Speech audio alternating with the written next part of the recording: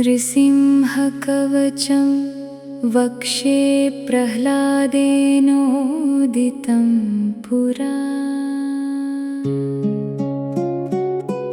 सर्वरक्षाकरं पुण्यं सर्वोपद्रवनाशनं सर्वसम्पत्करं चैव स्वर्गमोक्षप्रदायकम्। ध्यात्वा नृसिंहं देवेशं हेमसिंहासनस्थितम् विवृतास्यं त्रिनयनं शरदिन्दुसमुप्रभम् लक्ष्म्यालिङ्गितवामाङ्गं विभूतिभिरुपाश्रितम् चतुर्भुजं कोमलाङ्गं स्वर्णकुण्डलशोभितं सरोजशोभितोरस्कं रत्नकेयूरमुद्रितम् तप्तकाञ्चनसङ्काशं पीतनिर्मलवाससम् इन्द्रादिसुरमौलिस्थ स्फुरन्माणिक्यदीप्तिभिः विराजितपदद्वन्द्वं शङ्खचक्रादिहेतिभिः गरुत्मता च विनयात् स्तूयमानं मुदान्वितम् स्वहितकमलसंवासं कृत्वा तु कवचं पठेत् नृसिंहो मे शिरः पातु लोकरक्षार्थसम्भवः। सर्वगोपीस्तम्भवासः भालं मे रक्षतु ध्वनिं नृसिंहो मे दृशो पातु सोमसूर्याग्निलोचनः। स्मृतिं मे पातु नृहरिर्मुनिवर्यस्तुतिप्रियः नासं मे सिंहनासस्तु मुखं लक्ष्मीमुखप्रियः। सर्वविद्याधिपः पातु नृसिंहो रसना मम वक्त्रं पात्विन्दुवदनं सदा प्रह्लादवन्दितः।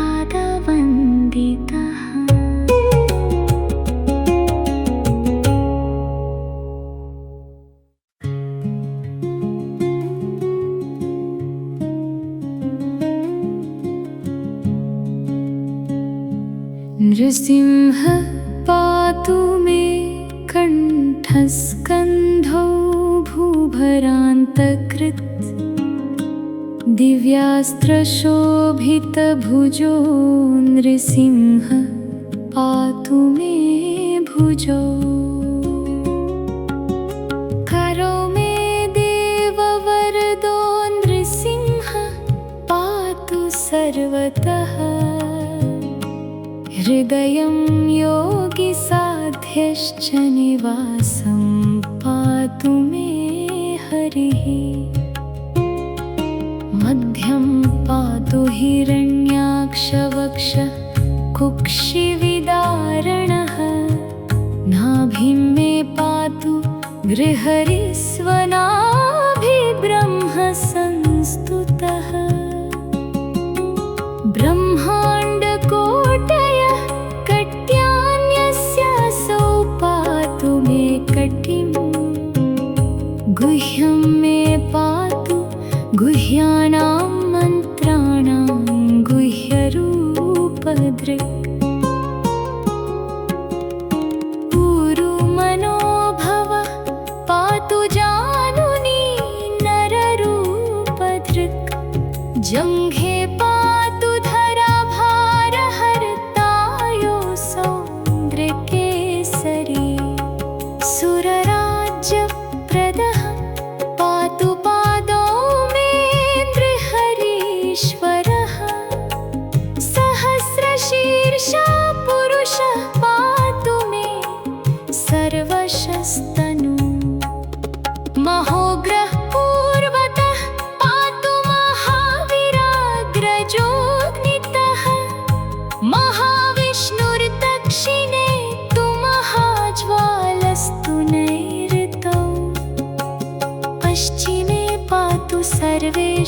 दिशि मे सर्वतोमुखः नृसिंहः पातु वायव्यान् सौम्यां भीषणविग्रहः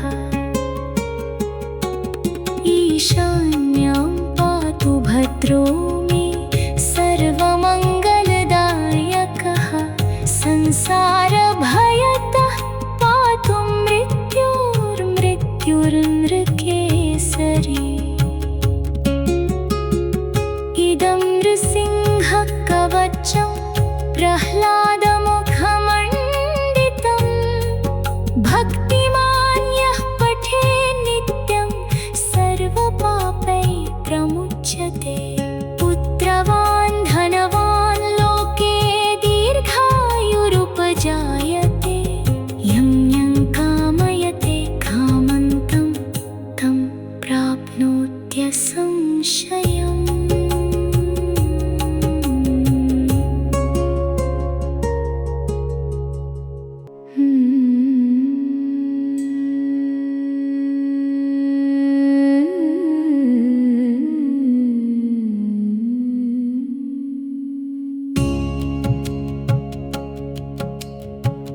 सर्वत्र जयमाप्नोति सर्वत्र विजयी भवेत् भूम्यन्तरिक्षदिव्यानां ग्रहाणां विनिवारणम् वृश्चिकोरगसम्भूत विशापहरणं परं ब्रह्मराक्षसयक्षाणां दुरोत्सारणकारणम् भूर्जेवातालपत्रे वाकवचं लिखितं शुभं करमूले धृतं येन सिद्धेयुः कर्मसिद्धयः देवासुरमनुष्येषु स्वं स्वमेव जयं लभेत् एकसन्ध्यं त्रिसन्ध्यं वा यः पठेत् नियतो नरः सर्वमङ्गलमाङ्गल्यं भुक्तिं मुक्तिं च विन्दति 32 सहस्राणि पठेत् शुद्धात्मनां नृणां कवचस्यास्य मन्त्रस्य मन्त्रसिद्धिः प्रजायते अनेन मन्त्रराजेन कृत्वा भस्माभिमन्त्रणम् तिलकं विन्यसेद्यस्तु तस्य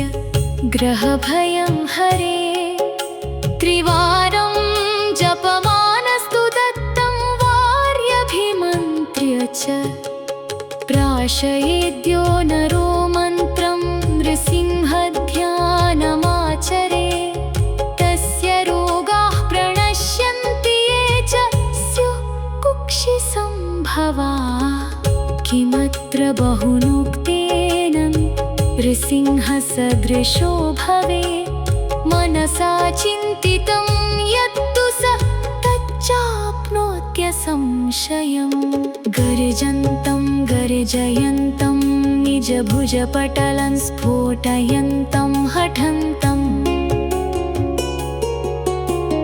रूप्यन्तं तापयन्तं दिवि भुवि दितिजं क्षेपयन्तं क्षिपन्तम् क्रन्दन्तं रोषयन्तं दिशि दिशि सततं संहरन्तं भरन्तं वीक्षन्तं घूर्णयन्तं शरणिकरशतैर्दिव्यसिंहं नमामि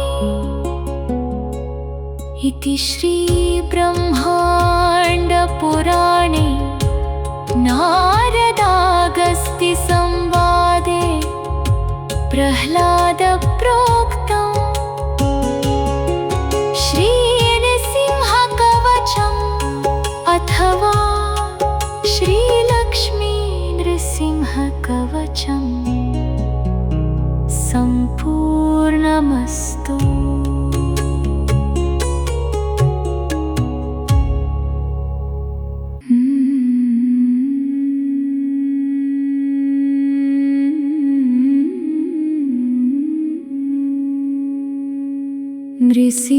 नृसिंहकवचम् वक्षे प्रह्लादेनोदितं पुरा।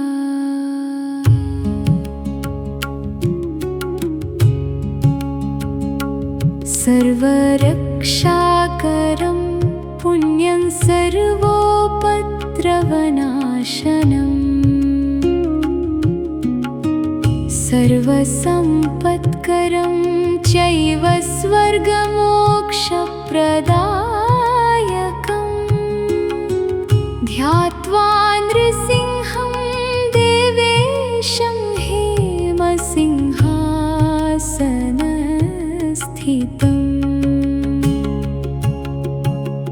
विवृतास्यं त्रिनयनं शरदिन्दुसमप्रभम्।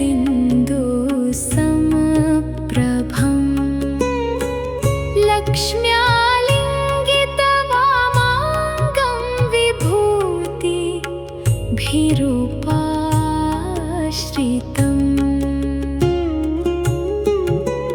चतुर्भुजं कोमलाङ्गं स्वर्णकुण्डलशोभितम्।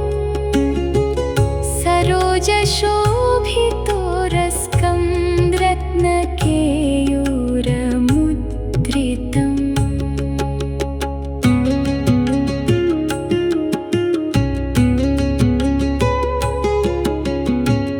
तप्तकाञ्चनसङ्काशं पीतनिर्मलवाससम्।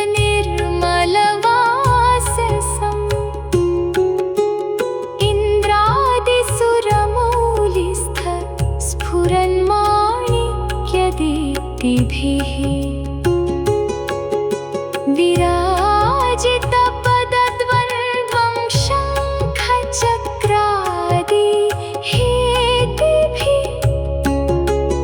गरुत्मता च विनयात् स्तूयमानं मुदान्वितम्। स्वहितकमलसंवासं कृत्वा तु कवचं पठे।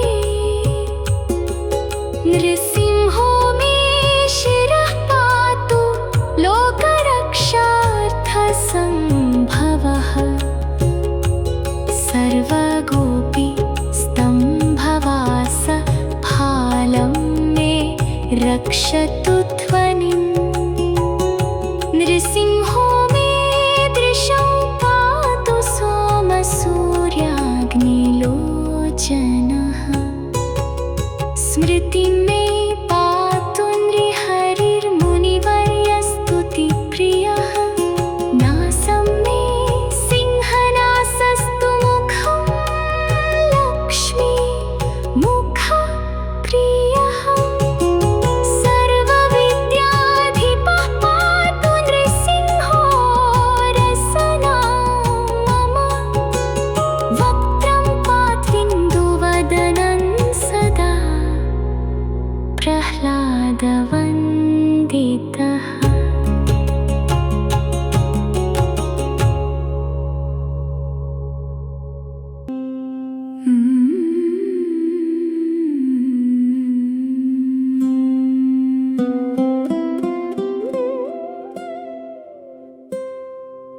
नृसिंह पातु मे कण्ठस्कन्धो भूभरान्तकृत्। दिव्यास्त्रशोभितभुजो नृसिंह पातु मे भुजो।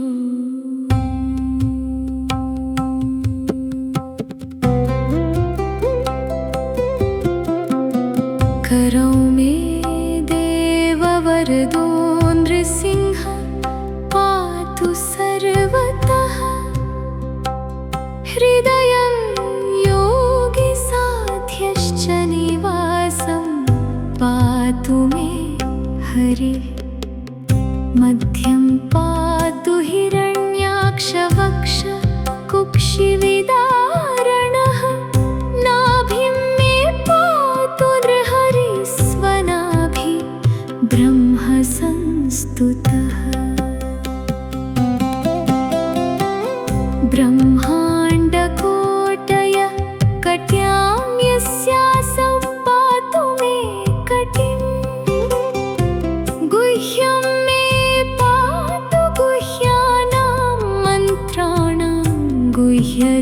नररूपधृक् ऊरुमनोभव पातु जानुनी नररूपधृक् जङ्घे पातु धरा भारहर्तायो सौन्द्रकेसरी सुरराज्यप्रद पातु पादौ मे नृहरीश्वरः सहस्रशीर्षा पुरुषः पातु मे सर्वशस्तनम् महोग्रः पूर्वतः पातु महावीराग्रजोऽग्नितः महाविष्णुर्दक्षिणे तु महाज्वालस्तु नैऋतौ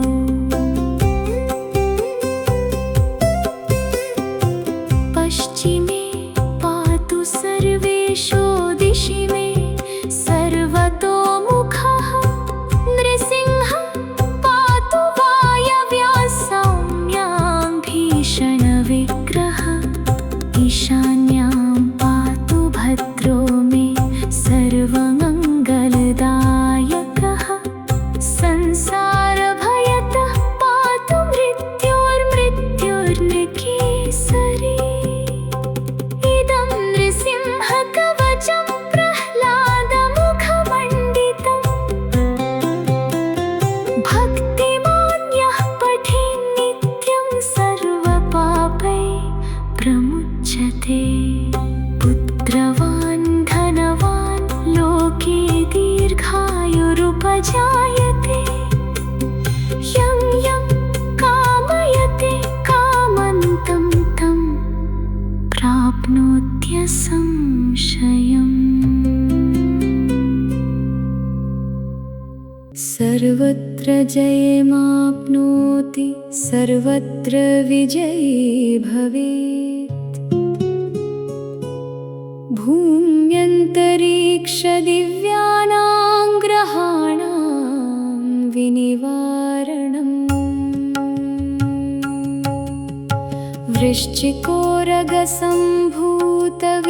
वृश्चिकोरगसम्भूतविशापहरणं परम् ब्रह्मराक्षसयक्षाणां दूरोत्सारणकारणम्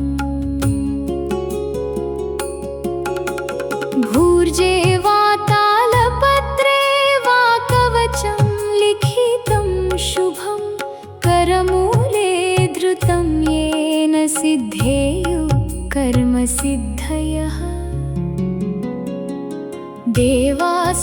देवासुरमनुष्येषु स्वं स्वमेव जयं लभेत् एकसन्ध्यं त्रिसन्ध्यं वा यः पठेन्नियतो नरः सर्वमङ्गलमाङ्गल्यं भुक्तिं मुक्तिं च विन्दति 32 सहस्राणि पठेत् शुद्धात्मना नृणाम् कवचस्यास्य मन्त्रस्य मन्त्रसिद्धि प्रजायते अनेन मन्त्रराजेन कृत्वा भस्माभिमन्त्रणम् तिलकं विन्यसेद्यस्तु तस्य ग्रहभयं हरेत् त्रिवारं जपमानस्तु दत्तं वार्यभिमन्त्र्य च प्राशयेद्यो नरो मन्त्रं नृसिंहध्यानमाचरेत् तस्य रोगाः प्रणश्यन्ति ये च स्युः कुक्षिसम्भवाः किमत्र बहुनोक्तेन नृसिंहसदृशो भवेत् मनसा चिन्तितं यत्तु स तच्चाप्नोत्यसंशयम् गर्जन्तं गर्ज